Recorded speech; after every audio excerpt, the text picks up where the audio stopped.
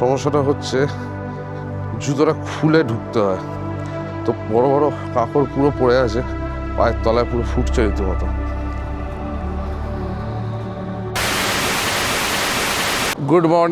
Good morning from Similipal resort Bangliposhi. তো আজকে ঘড়িতে বাজে এখন 11টা প্রায়। জাস্ট বেরোচ্ছি হচ্ছে আমরা সামনের কিছু স্পটসগুলো ভিজিট করতে।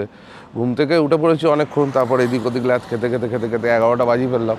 তো সামনে কিছু স্পটস আছে, কিন্তু এই স্পটসগুলো আমি যতটা ম্যাপেতে দেখলাম অনেকটা ছড়িয়ে ছিটিয়ে আছে। তো এই বাংলিপোষির মধ্যে এটা পুরোটাই হচ্ছে শিমলিপাল টাইগার রিজার্ভের মধ্যেই পড়ে, শিমলিপাল টাইগার রিজার্ভ ফরেস্টের মধ্যেই পুরো এলাকাটাই পড়ে। তো এটা হচ্ছে নর্থ সার্কিট শিমলিপাল টাইগার রিজার্ভে। তো কালকেই বলছিলাম যে আমরা জামমনি গেট হয়ে ঢুকেছিলাম হচ্ছে শিমলিপাল টাইগার রিজার্ভ। তো এইদিকে আরও 3খানা গেট আছে, বাংলিপোষি হয়েও ঢোকা যায়। তো এরকম পুরো নর্থার্ন সার্কিটটা ঘুরে, মানে এটা পুরো নর্থ সার্কিট অ্যাকচুয়ালি।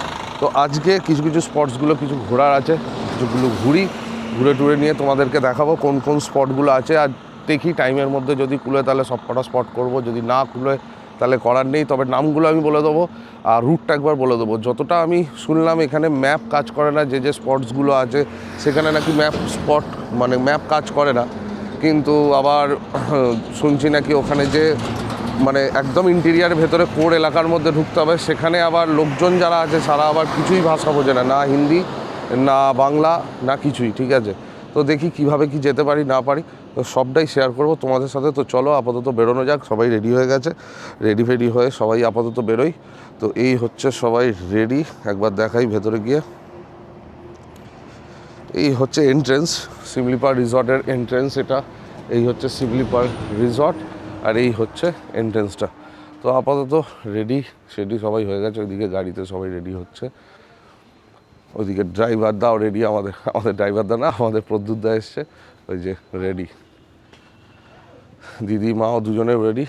তো চলো, থেকে বেরিয়ে জাস্ট আমাদের 200 মিটারের দূরত্বেই আছে হচ্ছে খয়েরি রিসর্ট। আমার পেছনেই দেখতে পাচ্ছ হচ্ছে খয়েরি রিসর্ট।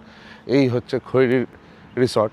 এর একটা ছোট্ট গল্প কালকে আমরা বলেছিলাম যে খয়েরি নামক এক বাঘিনীকে এখানে আনা হয়েছিল আহত অবস্থায়।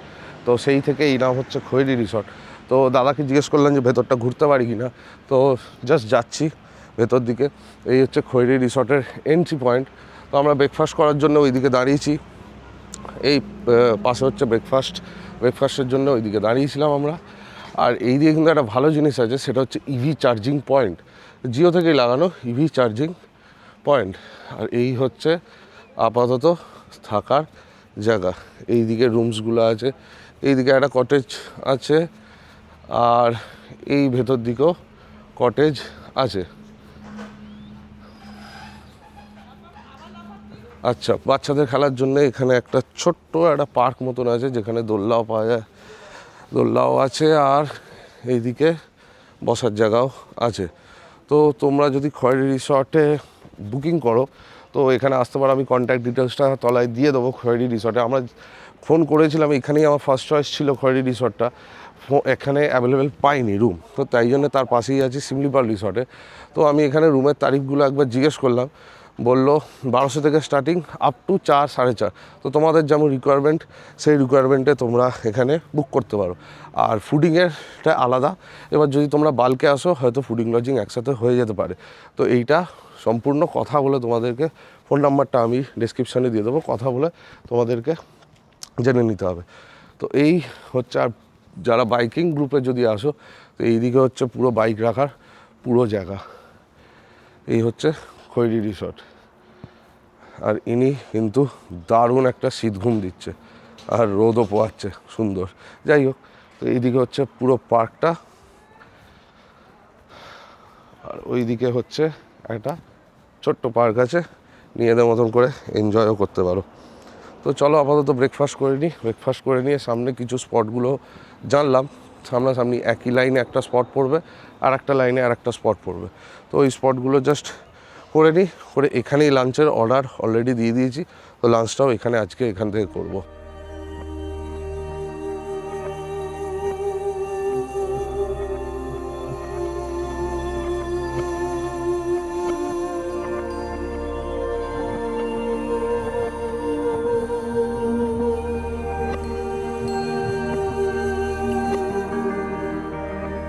জাস্ট ব্রেকফাস্ট করে চলে এলাম হচ্ছে প্রথম স্পট।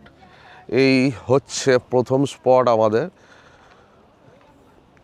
বুড়ি বালামের ব্রিজ। তো এই দিকে হচ্ছে তলার পাট, এই ব্রিজের নিচটা, আমরা ব্রিজের নিচে এইটা দিয়ে হেঁটে যাওয়া যায়। ওই দিক দিয়ে রাস্তা আছে, ওই দিক দিয়ে হেঁটে এইভাবে নেবে এই দিক দিয়ে যাওয়া যায়।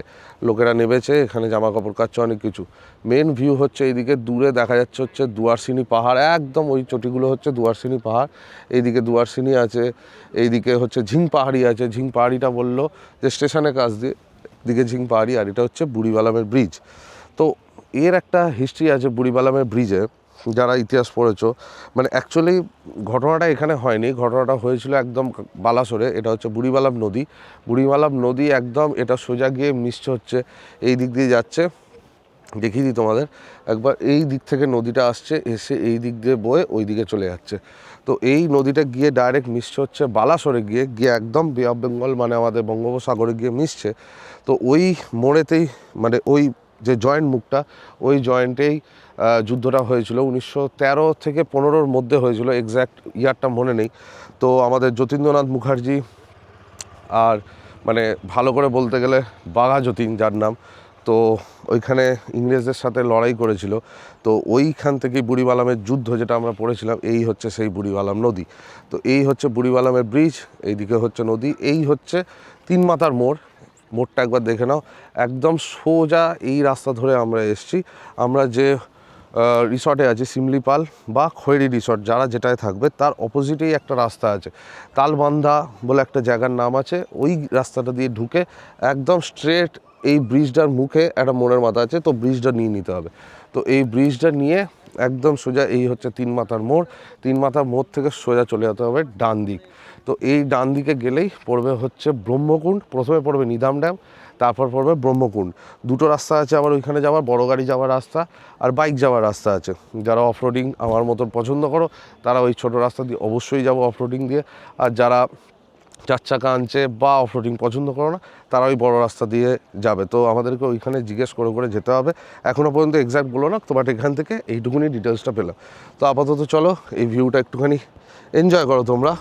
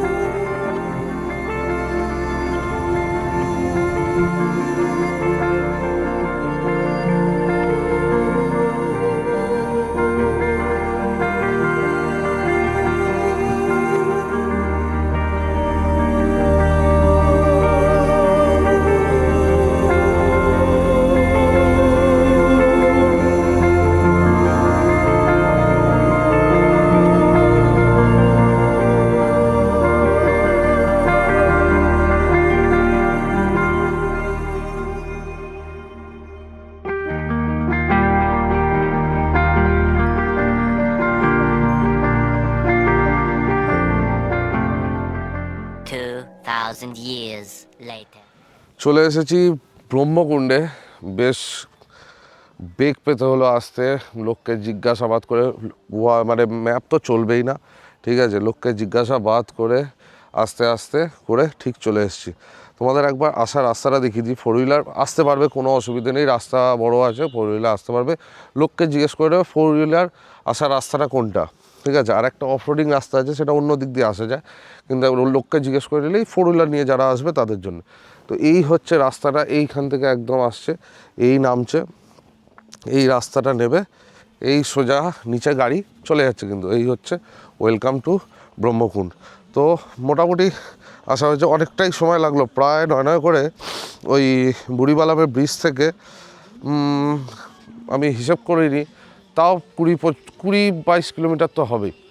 তো মোটামুটি 22 কিলোমিটার মতন পেরিয়ে চলে এসেছি ব্রহ্মকুণ্ড। চলো এবার ভেতরে গিয়ে দেখাই।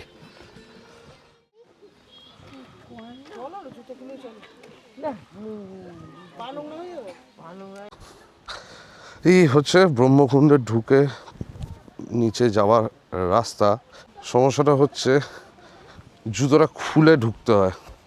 তো বড় বড় কাঁকড় পুরো পড়ে আছে, পায়ের তলায় পুরো ফুটছে রীতিমতো। সামনে প্রচুর ভিড়, সামনে যাওয়াই যাচ্ছে না, দেখো ভিড়টা শুধু। এটা মাছেদেরকে খাওয়াচ্ছে, এই যে মাছেদেরকে খাবার খাওয়াচ্ছে। প্রচুর ভিড় এখানে, প্রচুর ভিড় এখানে।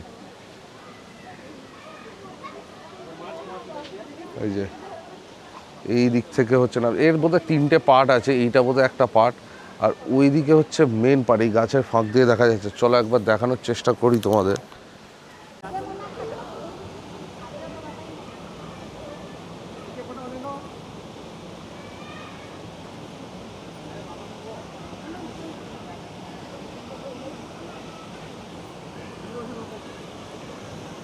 আচ্ছা, এইখান দিয়ে একটা, এইখান দিয়ে একটা পড়ছে।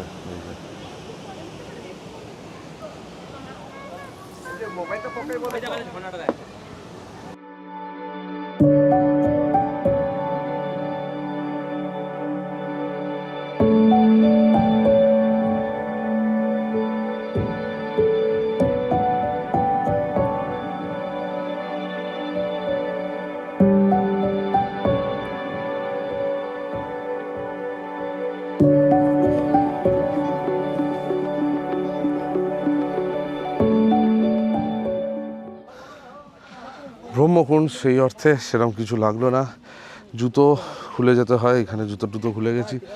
এই দিক দিয়ে একটা রাস্তা যাচ্ছে, আর এই গেটের ভেতর দিয়ে একটা রাস্তা যাচ্ছে। 3টে স্টেপ আছে এখানে যাওয়ার, সেই অর্থে লাগলো না, উল্টে পায়ে বেশি লাগলো। এতই কচা ফুটলো, পায়ে বেশি জোর লেগেছে। চলো জুতোটা পরে নিই। এখানে কটা মাছ আছে, মাছকে কিছু বিস্কুট খাওয়াচ্ছে, মাছ লাফাচ্ছে। এটা ইতিহাস ভিউ দেখলে তোমরা। সেই অর্থে সেরকম কিছু নেই ব্রহ্মকুণ্ডে। এবার জানি না, বর্ষাকালে হয়তো রূপটা আলাদা থাকে, তখন জলের ফোর্সটা আলাদা। বর্ষাকালগুলো এখানে আসা যায়। এগুলো সবই শিমলিপাল টাইগার রিজার্ভের মধ্যেই পড়ছে। তো এই হচ্ছে ব্যাপার। এরপর দেখি নিদাম ধামের রাস্তাটা যদি ভালো হয়। অনেকে বলছে নিদাম ধামের রাস্তাটাই মেনলি খারাপ, যদি ভালো হয় তাহলে নিদাম ধামের দিকে যাব, আর নইলে সোজা লাঞ্চের দিকে চলে যাব। তারপর ঝিং পাহাড়ি যাওয়ার প্ল্যান আছে, দেখা যাক যেতে পারি কিনা, সবই টাইমের উপর নির্ভর করছে। চলো, বলছিলাম ব্রহ্মকুণ্ড সেই অর্থে ভালো লাগেনি, পায়ে লাগছিল। বাট হঠাৎ আমি আর দাদা সেই মেঘালয়ের মতনই জায়গাটাকে এক্সপ্লোর করলাম আবার। ঠিক জঙ্গলের মধ্যখান দিয়ে একটা ট্রেল আছে, ওটা যদি তোমরা খুঁজে পাও, গেটের জাস্ট পাশ দিয়ে তোমাদেরকে উঠে পড়তে হবে। বললাম আগেই যে 3টে স্টেপ আছে, 3টে স্টেপ ঘুরে আসতে হবে। এইবার জাস্ট জঙ্গলের ভেতর দিয়ে এসে জাস্ট এই ভিউটা পাবো আমরা। এইভাবে নদী জাস্ট বয়ে চলেছে, নিয়ে একদম সোজা নিচে নামছে ব্রহ্মকুণ্ড। দাদা চলে গেছে মিডিলে, আর একদম স্ট্রেট হয়ে ওইদিকে, এই দিকটা পুরোটা ফাঁকা। যারা ফটো সেশন করবে, ফটো তুলবে, তারা সম্পূর্ণ এই দিকটা আরামসে চলে আসবে।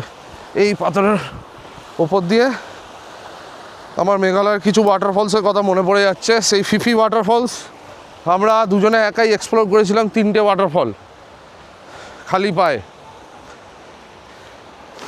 এই সোজা চলে যাচ্ছে নদীটা, এই জাস্ট। চলো, দাদা বলছে কোনটা দিয়ে যেতে, আবার যাই ওপরটা দিয়ে। এবার এখানটা কিন্তু খুঁজে রাস্তাটাকে বার করতে হলো, তবে গিয়ে কিন্তু সেই অ্যাডভেঞ্চারটা পাওয়া গেল। দেখি এই সামনে দিক গিয়ে একটা কুণ্ড পড়ছে, এই তো।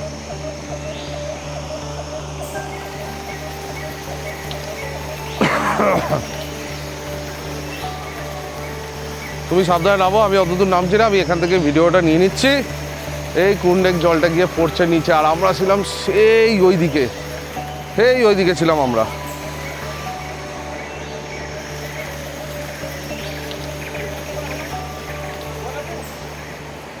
এইবার হচ্ছে অ্যাকচুয়াল মজা।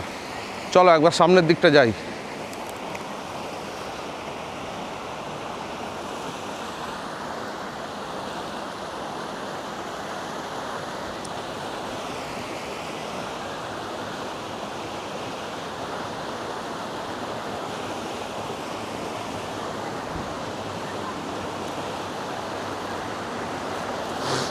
পুরোটাই ব্যালেন্সে। এই যে দাদা নেমেছে, পা ভেজাতে। জলটা কেমন ঠান্ডা শুধু বলো। হ্যাঁ, জলে কিন্তু ভালো কারেন্ট আছে, বরফের মতন ঠান্ডা। তা হবে না, জলে ফোর্সটা দেখেছো, শীতকাল।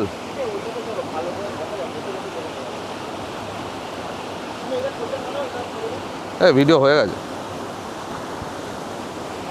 এই হচ্ছে জলটা যাচ্ছে।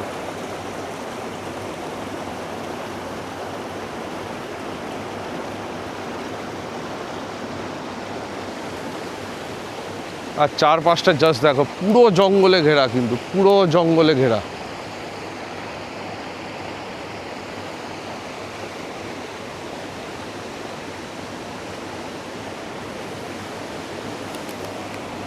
আমার ফার্স্ট প্রায়োরিটি অবভিয়াসলি হচ্ছে মানে পাহাড়, কিন্তু মানে পাহাড়েও এরকম নদী প্রচুর আছে, যেখানে ওখানে নাম হচ্ছে খোলা। খোলা মানে নদী পাহাড়ি ভাষায়। ওইখানেও ঠিক এরকম জঙ্গলে ঘেরার মধ্যেখানে নদীও অনেক এক্সপ্লোর করেছি আগে, বাট এটা কোনো অংশে কিন্তু কম যাচ্ছে না। জাস্ট পুরো চারিদিকটায় পাহাড়, এই হচ্ছে টিলা টাইপের পাহাড় এখানে, আর এই হচ্ছে জঙ্গল। কিন্তু এইখানে লোকজন এসে খাবারের এই প্লেটগুলো ফেলে গেছে, এইগুলো কিন্তু খুব বাজে জিনিস, খুবই বাজে, এইগুলো একটু খেয়াল রেখো। ব্রহ্মকুণ্ড দেখে নিদাম ড্যাঙের দিকে এগোচ্ছিলাম, তো মানে প্রথম থেকেই রাস্তা উত্তর দিয়ে দিয়েছে যে নিদাম ড্যাম ফোর হুইলারদের জন্য নয়। আমার মনে হয় ফোর হুইলারের জন্য অন্য কোনো রাস্তা আছে নিদাম ড্যামে। তো নিদাম ড্যাম পুরোটা যায়নি, আর মধ্যখান থেকে রাস্তা খারাপ বলে অলরেডি চলে এসেছি। আর এইখান থেকে প্ল্যান হচ্ছে যে ঝিং পাহাড়ি যাব। তো ঝিং পাহাড়ি হয়ে তারপর আমরা হোটেলে যাব খেতে। তো এইটুকুনি একটা জিনিস বলে দিই, যারা কম গ্রাউন্ড ক্লিয়ারেন্সের ফোর হুইলার আনছো, যেহেতু আমাদের গ্রাউন্ড ক্লিয়ারেন্স ফোর হুইলারে হচ্ছে 165 মতন, তো একটু কম যদি আনছো বা এর থেকে একটু বেশি যদি আনছো তাহলে কিন্তু খুব চাপ আছে।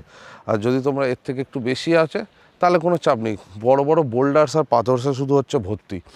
তো আপাতত দাঁড়িয়ে আছি একটা জঙ্গলের মধ্যিখানে, জঙ্গলের নামটা এই মুহূর্তে আমি জানি না, তো লোকাল কেউ নেই আপাতত এখানে জঙ্গলের মধ্যে। এই হচ্ছে জঙ্গল পুরো, এই পুরোটা হচ্ছে জঙ্গলের ভিউ।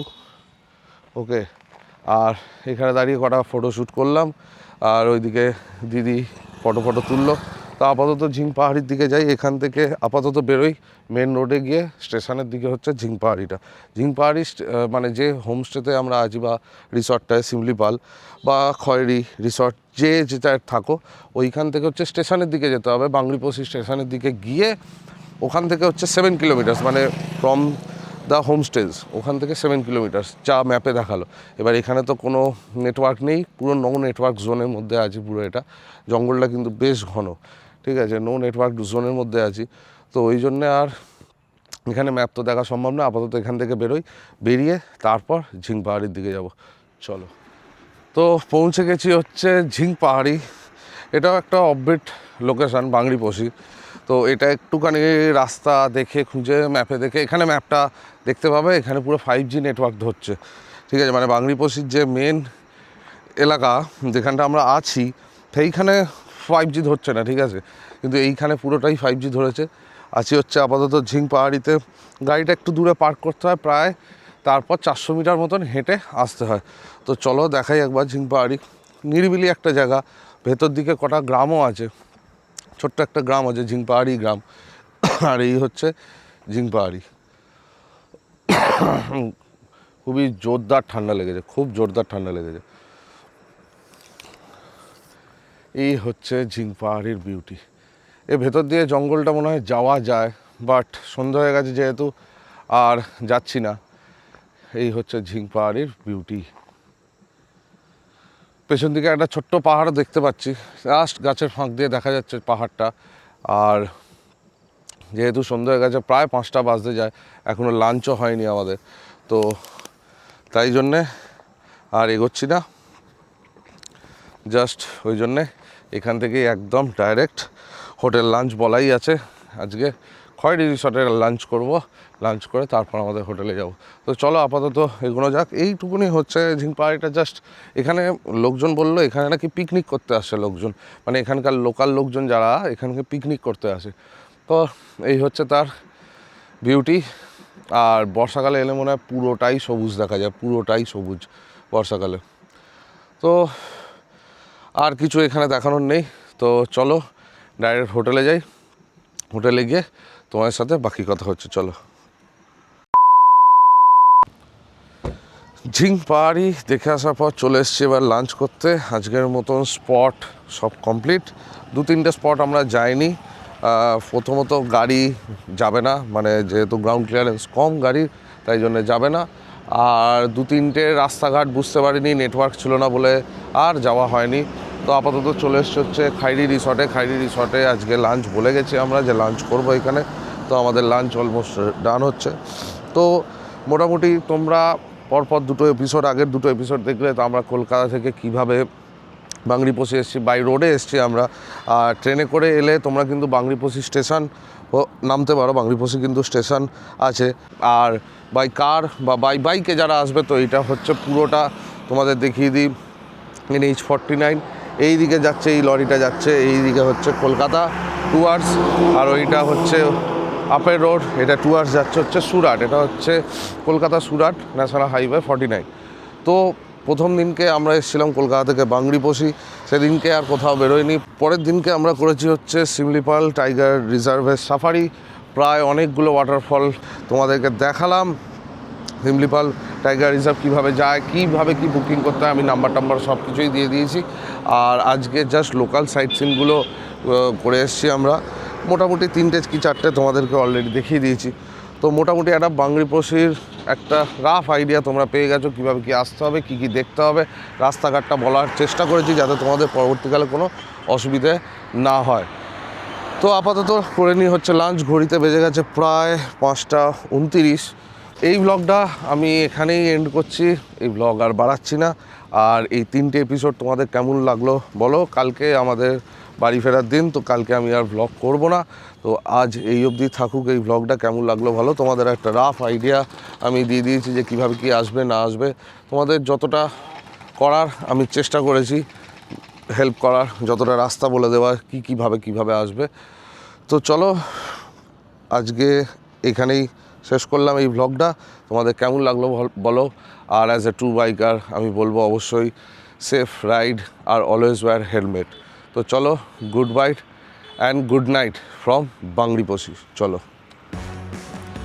আর একটা কথা, লাইক শেয়ার অ্যান্ড সাবস্ক্রাইব এটা করতে যেন ভুলো না। চলো।